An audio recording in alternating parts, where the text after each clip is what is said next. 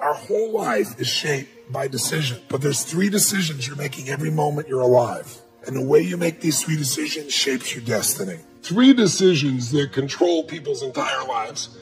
They're happening right now as people are listening, and they can test in their own mind if it's true. When I was a little kid, I grew up in a pretty tough environment. I had 4 different fathers, and we had never had money even for food. I mean, Thanksgiving with no food, and my parents are fighting. It was the worst experience of my life. It was the most crushing experience I felt. I have a younger brother and younger sister. I'm the oldest. So I was trying to keep them from hearing this conversation. And then a miracle happened. Bang on the door. I'm the oldest. They're screaming. And so I go answer the door. And I answer the door, and standing there is this giant man. It was this little boy. And he's holding this huge box of food. And beside him on the ground was a black pot with an uncooked turkey in it. And he said, "Is your father home?" And I said, "Just one moment." I was like, this is a gift from God. This is going to change it all. This is going to make my mom and dad happy. It's going to be unbelievable. So I go, my father is screaming at my mother through a closed door to the bedroom door. It's closed. "You answer the door." I said, "I did. He's got to see you." So I kind of teased. I said, "Dad, you got to come." So he said, "Fine." He made one last yell at her, and he walks to the door. And I'm waiting there, just can't waiting to see his face. And my dad opens the door, and this man's standing there with this big box of food. And my father did not get happy. He looked at this man, and he raised his voice to him, and he said, "Look, we don't take charity." And then he took the door to slam it in the man's face. But the man was a good-sized man. He put his foot there and smacked his foot and bounced back home. And he said, sir, this is not charity. Everybody has tough times. Somebody knows you're having a tough time. And they want you to have a magical Thanksgiving. I'm just the delivery guy. He said, "Please take this." And my father said, "We don't take charity." He went to slam it again. And this time the guy put his shoulder against it so he couldn't do it.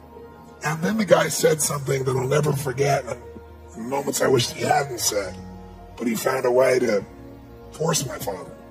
He's holding this thing, and he looked at me, and then he looked at my dad, and he said, "Don't make your family suffer because of your ego."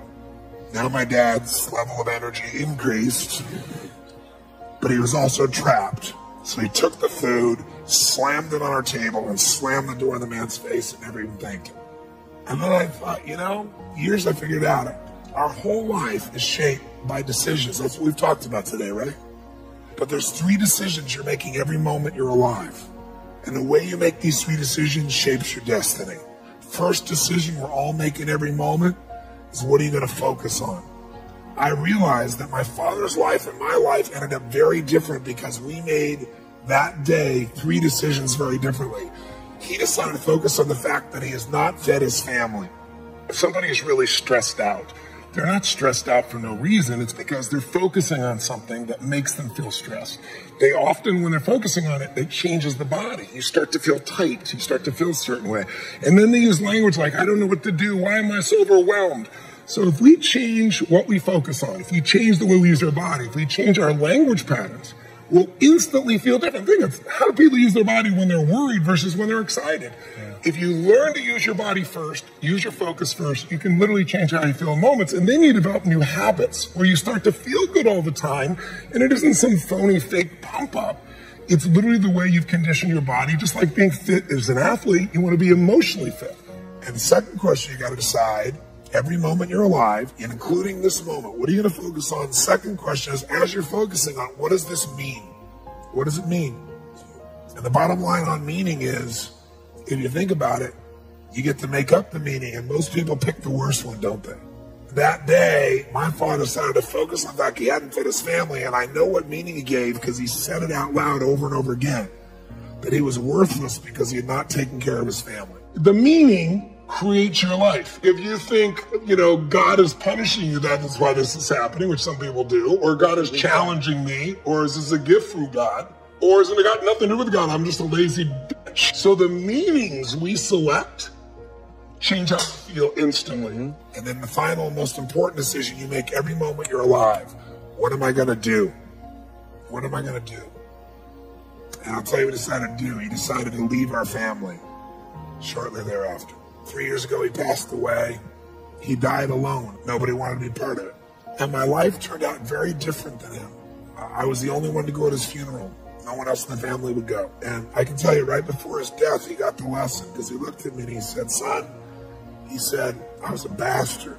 I didn't connect with anybody, and look what I'm dying of. But what changed my life was the meaning I gave it. I decided that day that what this means is that strangers care. And if strangers care about me and my family, I decided what I was going to do is I was going to care about strangers.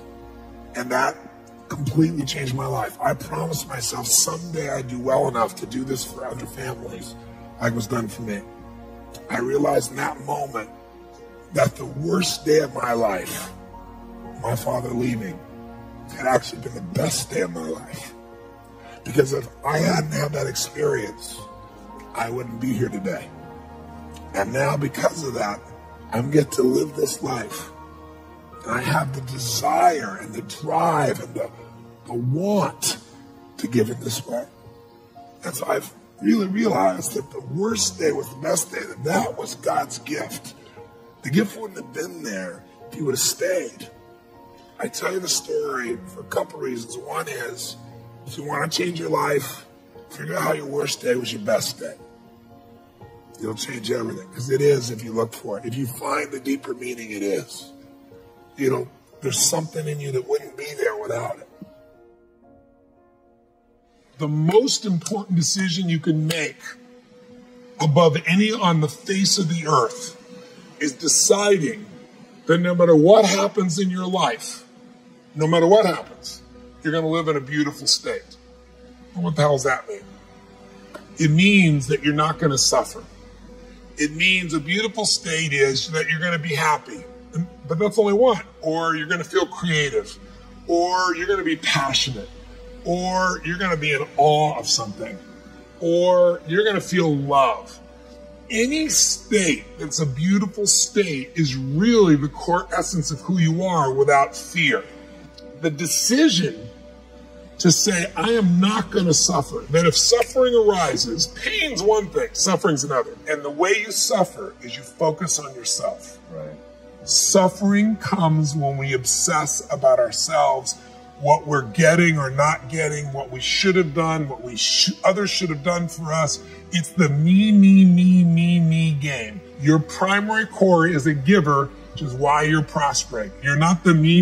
You're like, how do I give more, do more, share more, create more? How do we do a better job for our clients? Your entire life is that. That's why you're prospering. And you're not feeling suffering. But when you do suffer, and I promise you do, you correct me if I'm wrong, it'll because you're worrying about something in the future. How's this going to happen? Will this come together? Suffering can be worry, it can be anger, it can be frustration. It's anything that takes you out of a beautiful state. And here's what people don't get. You can end suffering by stop focusing on yourself and focus on something you want to serve greater than yourself. Your children, your wife, your mission, your life. You can get out of it in an instant because the nature of the human mind is to constantly compare things. Life is short. We don't know how short it's going to be. But if you only had a week to live, I bet you wouldn't allow yourself to suffer over a little crap that makes you crazy normally. I think you would probably spend time with those you love. You would do what you love. You'd take awe in a sunset. You'd smell the air. You would take in everything in those final moments that you possibly do. So my thing is, why wait? Right. Why wait? Why not just decide that if I start to suffer, I know the solution, because suffering is me obsessing about me. Here's history and one thought. Good times create weak people. Weak people create bad times. Bad times create strong people. Strong people create good times.